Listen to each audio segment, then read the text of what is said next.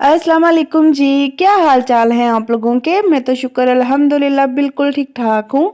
और इंशाल्लाह आप लोग भी अपने घरों में खुश होंगे, बिल्कुल ठीक ठाक होंगे। और अच्छा जी, सुबह उठते ही ना, क्योंकि आज निहारी बनानी थी तो मैंने ना बीफ बाहर निकाल दिया था। मैंने कहा ये ना अच्छी तरह से खुल जाए और फिर बच्चों को छोड़ के आके ना तो मैं खाना जल्दी बना लूँगी, ठीक है?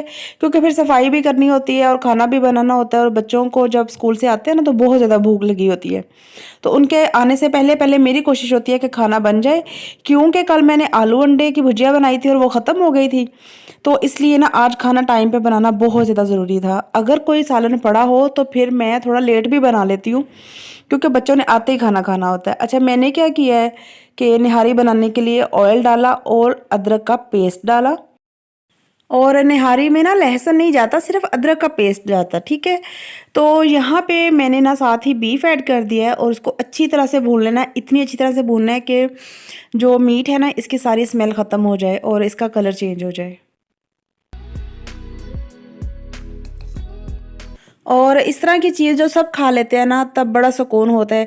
ये नहीं होता कि जी कोई कुछ खा रहा है और कोई कुछ खा रहा है। अच्छा, आराम से निहारी बनाई, बाज़ार से रोटियाँ मंगाई और खाना खा लिया। अच्छा, जैसे ही यहाँ पे गोश्त अच्छी तरह से भुन गया ना, तो अब मैं इसमें नेशनल का निहारी मसाला ऐड कर दूँगी। काफ़ी अरसा मैंने ना शान का निहारी मसाला ऐड किया था, लेकिन अब मुझे लग रहा था कि ना टेस्ट चेंज करना चाहिए। तो इस दफ़ा मैं ना नेशनल का निहारी मसाला लेकर आई थी और बहुत ज़्यादा मज़े की निहारी बनी थी, जिसकी कोई हद नहीं है, इतनी ज़्यादा मज़े की बनी थी। और अच्छा जी, मसाला ऐड करने के बाद भी ना गोश्त को आप लोगों ने 2 से 3 मिनट के लिए अच्छी तरह से भूनना है, ठीक है? क्योंकि मसाले का टेस्ट भी ना गोश्त के अंदर चला जाए और उसकी स्मेल ख़त्म हो जाए, इसलिए मैं इसको बहुत अच्छी तरह से भूनती हूँ। और मैं तो इसी तरह से निहारी बनाती हूँ, हमेशा इसी तरह से बनाई है। अगर आप लोग भी इस तरह से बनाते हैं तो आप लोग मुझे कमेंट सेक्शन में ज़रूर बताइएगा। अच्छा, जैसे ही गोश्त भुन गया ना अच्छी तरह से, तो मैंने इसमें पानी ऐड कर दिया, ठीक है? हस्बे ज़रूरत जितना आपका गोश्त है उस हिसाब से आप लोग पानी ऐड करेंगे। मैंने उस हिसाब से पानी ऐड किया, ठीक है? अच्छा, निहारी में जो गोश्त है ना, वो बहुत अच्छी तरह से गला हुआ होना चाहिए। और अच्छा जी, अब ना गोश्त बहुत अच्छी तरह से गल गया, प्रेशर को मैंने खोल लिया है और पानी इतना कम रह गया था, और अभी मैंने इसकी ग्रेवी बनानी थी तो मैंने ना 1 से डेढ़ गिलास पानी और ऐड कर दिया था, ठीक है? और दूसरी साइड पे ना आटे को भून के मैंने उतार लिया, इसको ठंडा करके ना पानी में मिक्स करके उसका लिक्विड सा बना लिया, ठीक है? और यहाँ पे मैं नमक टेस्ट कर लूँगी कि नमक अगर कम हुआ ना तो मैं और ऐड कर दूँगी, लेकिन बिल्कुल परफेक्ट था नमक, ठीक है? अब जो पानी ऐड किया था ना, उसके पकने का मैं वेट करूँगी। अब जैसे ही वो पकने लग गया ना, तो मैं इसमें जो आटे का लिक्विड बनाया ना, वो मैं इसमें ऐड कर दूँगी, ठीक है? उसको फ़ौरन मिक्स करते जाना है ताकि इसकी गुठलियाँ ना बने। अच्छा, तेज़ आग पे अब इसको पकाना है 5 से 7 मिनट, उसके बाद ना मैं आग हल्की कर दूँगी, ठीक है? दम की आग पे रखूँगी ताकि इसका जो सारा ऑयल है ना, वो ऊपर निकल कर आ जाए, क्योंकि निहारी पे तरी बहुत ज़्यादा अच्छी लगती है। लेकिन आज हमारी गैस इतना ज़्यादा तंग कर रही थी, इतना ज़्यादा तंग कर रही थी कि ना चली गई थी, ठीक है? निहारी पक गई थी, लेकिन तरी आने का ना जो मैं टाइम देती हूँ ना, उसको आधे घंटे के लिए रखती हूँ हल्की आग पे, वो नहीं मतलब मुझे मिला ना। तो इसीलिए ना फिर हमने ना तरी के बगैर ही खा ली थी और इतनी ज़्यादा मज़े की बनी थी जो बहुत ज़्यादा मज़े की।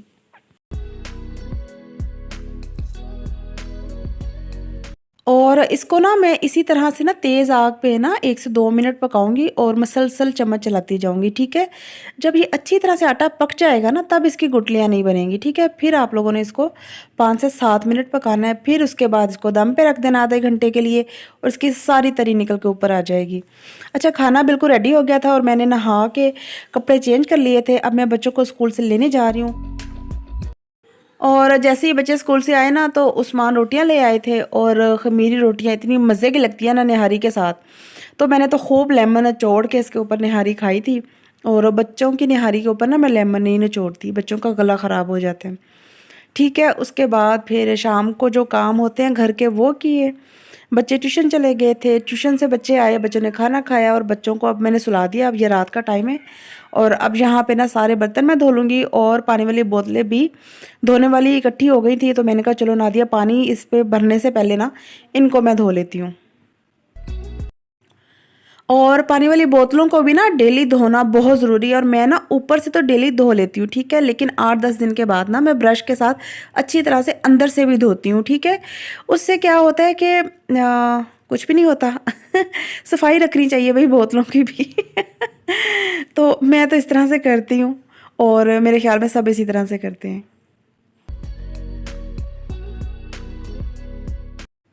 और घर के ये जो छोटे-छोटे काम होते हैं ना, इसी वजह से इतनी बिज़ी रूटीन हो जाती है कि टाइम ही नहीं मिलता।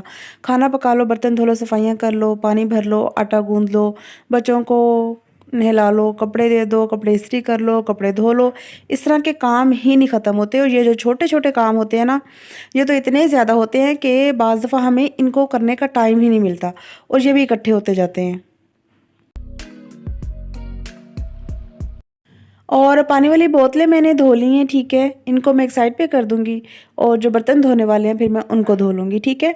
और रात को ना खाना खाने के बाद बच्चों को सुलाने के बाद इतने ज़्यादा काम होते हैं ना कि मुझे करते-करते घंटा 2 लग जाते हैं और ये छोटे-छोटे काम हैं जो ख़त्म ही नहीं होते।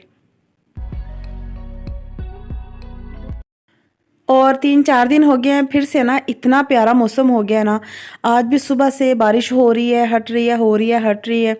इतना प्यारा मौसम है, इतनी ठंड हो गई है कि पंखे बंद किए हुए हैं और कोई गर्मी नहीं लग रही। बहुत प्यारा मौसम हुआ हुआ है।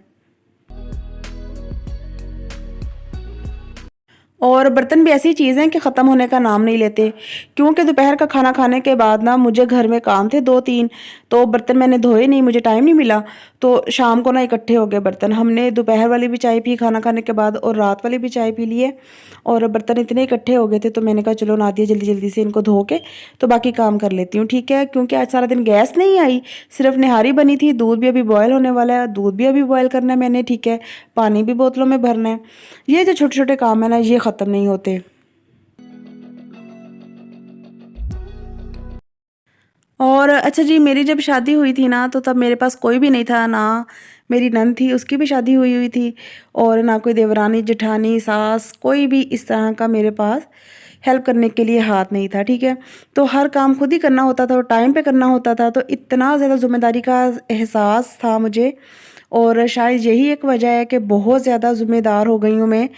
मुझे ऐसा लगता है कि अगर कोई मेरे साथ होता, तो मैं इससे भी ज़्यादा ज़िम्मेदार होती। मुझे ये लगता है।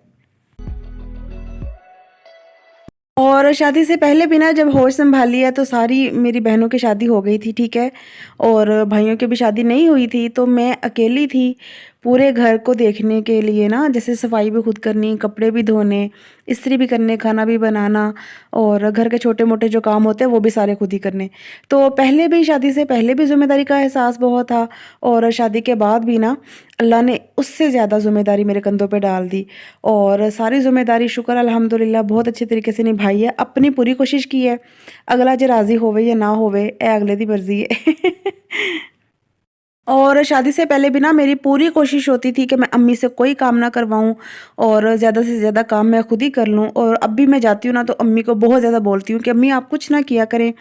लेकिन ना मुझे ऐसा लगता है कि जो हमारी माएँ हैं ना वो आराम से बैठ नहीं सकती। उनका दिल करता है कि हम कुछ ना कुछ करते ही रहें, करते ही रहें। नहीं मैं करनी है तो सही रहनी है, नहीं मैं करनी है तो सही रहनी है।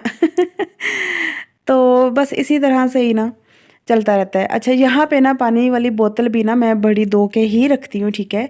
और इसको मैंने धो ली है, इसको ड्राई करते हैं और फिर पानी भरते हैं बोतलों में, फिर मैं फ़ारिग हो जाऊँगी। यहीं तक था व्लॉग। अल्लाह हाफ़िज़ जी।